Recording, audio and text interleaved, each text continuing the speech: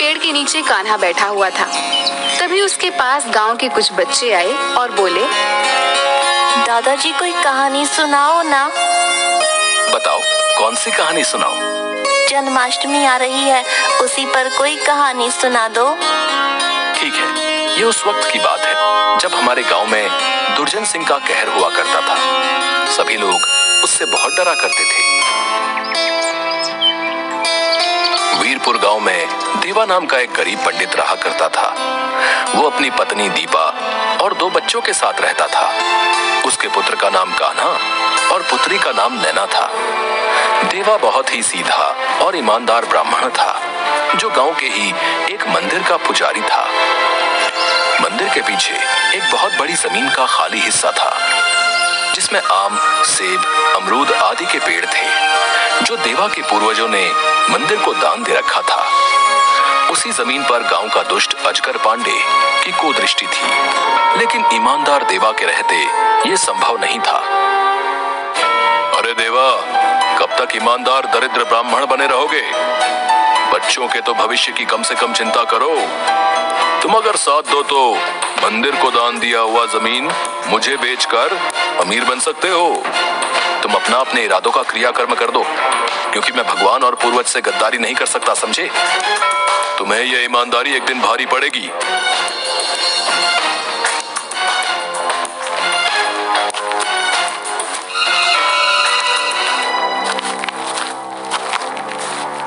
कान्हा, तुम मना करने के बावजूद आज फिर से फटी हुई ड्रेस पहनकर आए हो। जूते की जगह चप्पल नहीं चलेगा।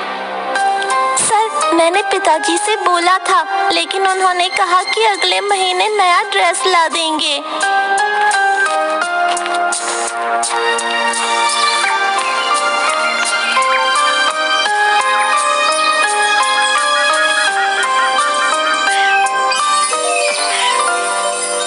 तुम क्यों रो रहे हो? तुम्हारा नाम क्या है? मेरा नाम कान्हा है। मेरे पास स्कूल की ड्रेस नहीं थी, इसलिए गुरुजी ने स्कूल से निकाल दिया। हम गरीब हैं ना, इसलिए हमारे पास औरों की तरह अच्छी चीजें नहीं है। कभी कभी लगता है कि अगर मेरे पास भी अच्छे कपड़े होते तो गुरुजी कभी मुझे स्कूल से नहीं निकालते। पता है, मेरे साथ कोई नहीं खेलता। क्या गरीब होना कोई बुरी बात है? नहीं कान्हा, गरीब होना कोई बुरी बात नहीं। अगर कुछ बुरा है तो वो है किसी का बुरा होना। इसलिए तुम दुखी मत हो, मैं तुम्हारे साथ खेलूंगा, समझे? चलो अब रोना बंद करो। तुम्हारा नाम क्या है? मेरा नाम केशव है। तुम रोज यहाँ आ जाना, मैं तुम्हारे साथ खेलूंगा, ठीक है? तुम मुझसे दोस्ती करोगे? क्यों नहीं, आज से तुम मेरे पक्के वाले दोस्त। लेकिन मेरे बारे में किसी को बताना नहीं, अगर बताया तो फिर नहीं आऊंगा मैं। ठीक है। अरे केशव, तुम्हारे पीछे सांप है, भागो। केशव सांप को पकड़कर नदी में फेंक देता है, लेकिन दुष्ट सांप फिर से कान्हा को काटने के लिए बढ़ता है। तभी केशव सांप को पकड़कर नदी में फेंक देता है। वाह, तुम तो बड़े बहादुर हो दोस्त। मैं रोज आकर तुम्हारे साथ खेलूंगा। ये घटना किसी से मत कहना।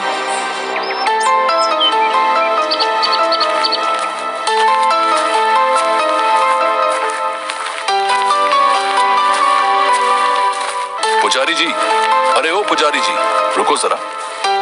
अरे मास्टर साहब, प्रणाम। कहिए कैसे हैं? मैं तो ठीक हूँ, लेकिन कान्हा की तबीयत ठीक नहीं है क्या? उसकी तबीयत को क्या हुआ भला? वो तो भला चंगा है, स्कूल तो रोज आता ही है आपके पास। अरे कान्हा 1 सप्ताह से स्कूल कहाँ आ रहा है? हमने सोचा कि लगता है बीमार होगा। नैना तो हाई स्कूल में दूसरी बिल्डिंग में है, इसलिए आपसे पूछ लिया। क्या? अब माफ कर दीजिए मास्टर जी, मैं अभी पता करता हूँ कि क्या बात है। पहले ये बताओ कि तुम स्कूल क्यों नहीं जा रहे 1 सप्ताह से? क्या बोल रहे हैं जी? मेरा बेटा तो रोज स्कूल जाता है। मैं रोज तैयार कर खुद इसे स्कूल भेजती हूँ। अभी रास्ते में मास्टर साहब मिले थे, वही बता रहे थे कि कान्हा 1 सप्ताह से स्कूल नहीं जा रहा है। स्कूल ड्रेस फट गया है। मास्टर साहब बोलते हैं कि अगर कल से नया ड्रेस और जूता नहीं लिया तो स्कूल नहीं आना, और मुझे स्कूल से निकाल दिया। हे भगवान, और कितनी दरिद्रता दिखाएंगे। अब बस कीजिए, अब सहा नहीं जाता। लेकिन तू 1 सप्ताह से स्कूल के समय जाता कहाँ है? नदी किनारे जो टूटी हुई मंदिर है, उसके पास मेरा दोस्त केशव रहता है। उसी के साथ खेलता हूँ रोज। वो भी मेरी उम्र का है। वो बहुत ही बहादुर है। अकेले एक बड़ा सांप मार डाला उसने। जहाँ तक मुझे जानकारी है, तुम्हारी उम्र का कोई केशव नाम का बच्चा अपने गांव में नहीं है। पिताजी, केशव मेरा दोस्त है। मैं आपको मिलवा भी दूंगा। मैं झूठ नहीं बोल रहा। परसों उसका जन्मदिन भी है। सुनो जी, नैना का कल जन्मदिन है। वो कल 12 साल की हो जाएगी। हमारे पास पैसे नहीं है उसका जन्मदिन मनाने के लिए। क्या करो भाग्यवान, ये दरिद्रता हमारा पीछा ही नहीं छोड़ रही। मंदिर में जो चढ़ावा आता है, उसका 3/4 हिस्सा डकैत दुर्जन सिंह ही ले जाता है। सिर्फ 1 हिस्सा ही हमें मिलता है। आपको कई बार कहा कि इसकी शिकायत पंच लोग से कीजिए, लेकिन आप हैं कि सुनते ही नहीं हैं। दुर्जन सिंह के पूर्वजों के समय से मंदिर के चढ़ावे का 3 हिस्सा उनको जाता है। कहते हैं कि दुर्जन सिंह के दादा जालिम सिंह ने एक बार पूरे वीरपुर को लूटने के बाद इस मंदिर की सोने की मूर्तियों को भी ले जा रहा था। तब हमारे दादा विष्णुदेव ने भगवान की दुहाई दी और वादा किया कि मंदिर के चढ़ावे का 3 हिस्सा डकैतों को जाएगा। तब से यह हिस्सा उन्हें ही जाता है। पिताजी, मेरी सहेली बबली का पिछले महीने जन्मदिन था। उसने जो फ्रॉक पहना था ना, वैसी ही फ्रॉक मुझे चाहिए। अगर मुझे वो फ्रॉक नहीं मिला तो मैं जन्मदिन नहीं मनाऊंगी। बेटा, जिद नहीं करते। देखो बेटा, बबली के पिताजी सेठ धूमल दास का शहर में सबसे बड़ा सुपरमार्केट है। उनकी कमाई लाखों में है। हम लोग उनकी बराबरी नहीं कर सकते। हाँ बेटा, जिद नहीं करती। अब की बार तेरा जन्मदिन धूमधाम से मनाएंगे। दूसरे दिन सुबह सुबह ही दीपा उठकर नैना को मंदिर जाने के लिए उठाती है, लेकिन नैना बोलती है कि जब तक बबली जैसा फ्रॉक नहीं मिल जाता, मैं जन्मदिन नहीं मनाऊंगी। ये सुन के दीपा को बहुत बुरा लगता है और वो कुछ देर बाद नैना का फ्रॉक और कान्हा के लिए स्कूल ड्रेस लेकर आ जाती है। नैना के सभी दोस्त को जन्मदिन के पार्टी में बुलाती है। अरे, ये फ्रॉक तो बिल्कुल मेरी तरह है। बहुत ही कीमती फ्रॉक है। वाह! हाँ, मेरी माँ लेकर आई है। वाह, कितना सुंदर केक है। क्या बात है। पार्टी में सभी नैना की सुंदर फ्रॉक के बारे में चर्चा करते रहते हैं। कोई बोलता है कि पुजारी जी को लगता है गड़ा खजाना मिल गया है। नहीं तो जिनको एक दिन खाने के लिए सोचना पड़ता था, वो इतनी अच्छी पार्टी कहाँ से रखते। पुजारी जी, सचमुच आपकी बेटी की जन्मदिन की पार्टी बहुत अच्छी रही। मेरी शुभकामनाएं बिटिया के साथ हैं। फ्रॉक में बिल्कुल परी लग रही है। हाँ, इस ड्रेस की कीमत हजारों रुपए में है। परसों ही मैंने बबली के जन्मदिन पर उसे खरीद कर दिया था। लगता है पुजारी जी को कोई गुप्त धन की प्राप्ति हुई है। क्यों पुजारी जी? अरे, मुझ दरिद्र ब्राह्मण के पास कहाँ से धन आएगा? पता नहीं दीपा ने कहाँ से पैसे का इंतजाम किया है। ठीक है पुजारी जी, अब चलता हूँ। रात भी ज्यादा हो गई है। आपको भी कल जल्दी उठना होगा। कल जन्माष्टमी है ना? हाँ हाँ, कल मंदिर में कृष्ण जन्मोत्सव बड़ी धूमधाम से मनेगा।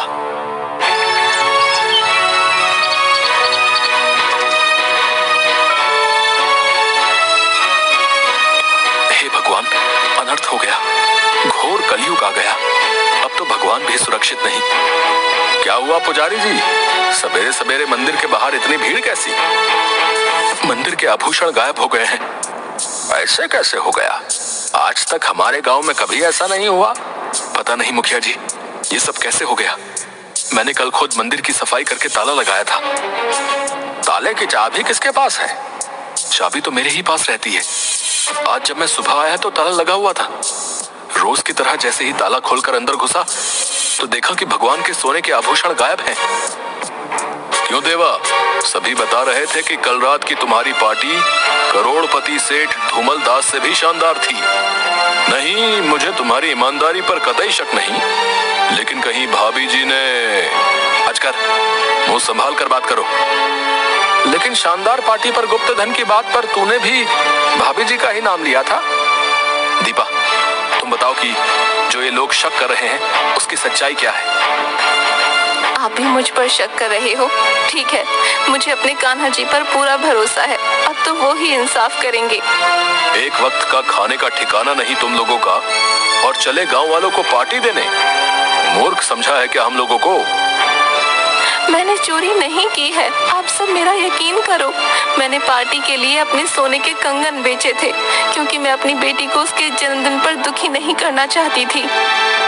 वाह जी वाह, जिन लोगों को हर चीज से पहले सोचना पड़ता है, उन्होंने सोने का कंगन बेचने से पहले एक बार भी नहीं सोचा। वाह। आप जाकर जौहरी से पूछ लीजिए, वो सब जानता है।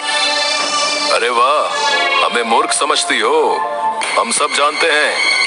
पक्का तुमने चोरी से पहले ये सब किया होगा ताकि तुम पर कोई शक ना करे, और जब बात तुम पर आए तो तुम इस तरह से बच जाओ। मुझे तो लगता है चोरी इन्हीं दोनों ने की है और अब भोले बन रहे हैं। मैं तो कहता हूँ कि इन सब के सबको गांव से निकाल दो। हमारे गांव और हमारे मंदिर को ऐसे पुजारियों की कोई जरूरत नहीं है जिनका कोई धर्म ईमान ना हो।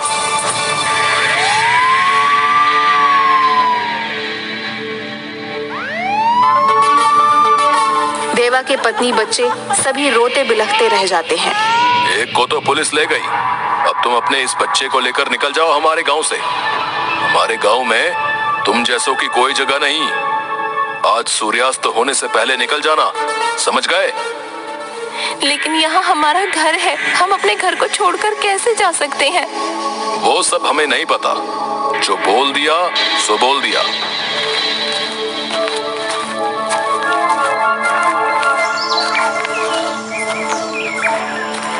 ये सब क्या हो गया प्रभु? आज तक हम जैसे भी थे, लेकिन कम से कम गांव में थोड़ी इज्जत तो थी। सोचा था कि शायद आपकी कृपा से हमें मिला है, लेकिन क्या वो इज्जत इसलिए मिली थी ताकि एक दिन वो इस तरह सबके सामने तमाशा बना दी जाए? हर दुख सहा प्रभु, लेकिन कभी शिकायत नहीं की। आज नहीं सहा जा रहा, बहुत तकलीफ हो रही है प्रभु। या तो सब ठीक कर दो या इतनी शक्ति दे दो कि ये सब सह सकूं। पता है प्रभु, बस ये समझ नहीं आ रहा कि आप तक मेरी विनतियां पहुंचती नहीं, आप सुनना नहीं चाहते। आपके तो दुनिया में कितने भक्त होंगे, लेकिन मेरे लिए तो आप ही थे ना सब कुछ। हर खुशी में, हर दुख में मेरे लिए सब कुछ आप ही थे। आप तो किसी के साथ गलत नहीं होने देते ना, तो फिर ये सब क्यों हो रहा है मेरे परिवार के साथ? न जाने प्रभु क्यों ऐसा लग रहा है कि ये सब आपने मुझे मेरी भक्ति का फल दिया है। पता नहीं फिर कब आपसे मिलने यहाँ आ पाऊंगी। मेरा आखिरी प्रणाम स्वीकार करो प्रभु।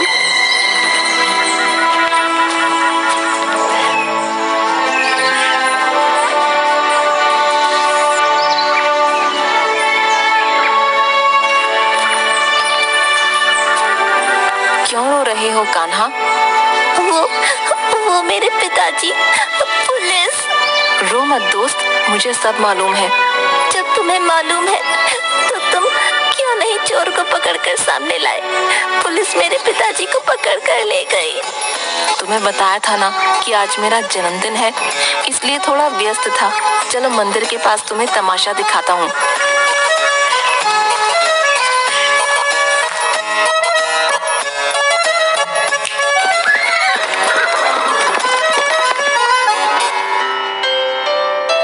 पुजारी जी, हमें बचा लो। 1 घंटे से हमारे ही घोड़े हम लोगों को ही लात मार मार कर जान लेने पर उतारू हैं। ये रहे भगवान के आभूषण, हमें बचा लो। एसपी साहब, हमें जेल में डाल दो, नहीं तो ये हमें मार देंगे। जिस भगवान के चढ़ावे का 3/4 हिस्सा तुझे मिलता है, उनके ही आभूषण तूने चुरा लिए। छी! आभूषण चुराने का आइडिया तुम्हारे ही गांव के अजगर पांडे का था। उसी ने मुझे आभूषण चोरी के लिए चाबी दी थी और ये कहा कि कल रात पुजारी के यहाँ शानदार पार्टी हुई है, इसलिए लोगों का शक पुजारी पर जाएगा। हाँ।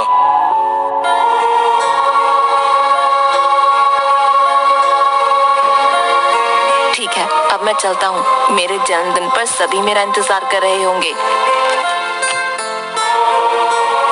मुझे माफ कर देना दीपा, मैंने तुम पर शक किया।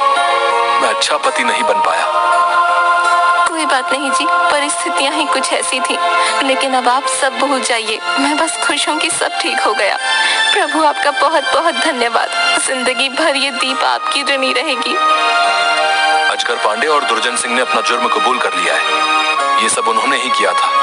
हमारे श्री कृष्ण हमारे साथ इतना गलत भला कैसे होने देते? पिताजी, मेरे दोस्त केशव ने सब कुछ ठीक कर दिया। कौन केशव? मैंने आपको बताया था ना मेरे दोस्त के बारे में, उसी ने ठीक किया ये सब। आज जब मैं रो रहा था तो उसने कहा कि रो मत, सब ठीक कर दूंगा। बेटा, इस दुनिया में करने वाला वो एक ही है, हमारे आराध्य श्री विष्णु। लेकिन उसने कहा वो कर देगा सब ठीक। आपको पता है, एक बार उसने सांप से मेरी जान बचाई थी। वो किसी से नहीं डरता। कान्हा, मुझे मिलना है उस बच्चे से। वो तो चला गया, उसका आज जन्मदिन है ना। उसने कहा सब उसका इंतजार कर रहे होंगे। क्या नाम बताया तुमने उसका? केशव। जी सुनिए, हमारे आराध्य को केशव के नाम से भी तो जाना जाता है। मैं जानती हूँ, वो मेरे प्रभु ही थे। वो हमारी मदद के लिए केशव बन के बाल रूप में आए थे। हाँ मेरे बच्चे, मैं समझ गया तुम्हारा दोस्त केशव कौन है। चल मंदिर में, आज तुम्हारे दोस्त का जन्मोत्सव धूमधाम से मनाएंगे। तो ये थी मेरे दोस्त केशव की कहानी, जिसने हम सभी की मदद की थी। बच्चों, जोर से बोलो, हाथी घोड़ा पाल की जय, कन्हैया लाल की। अरे कान्हा, बच्चों को कहानी ही सुनाता रहेगा या थोड़ा मेरे साथ भी वक्त बिताएगा? अरे कुछ दिनों बाद तो मैं चला जाऊंगा शहर, फिर सुना लियो जितनी कहानी सुनानी है। अब चलो बच्चों, अब खेलो। मैं चला अब अपने सैर सपाटे में। उसके बाद कान्हा और उसका दोस्त दोनों लाठी टेकते हुए घूमने निकल जाते हैं।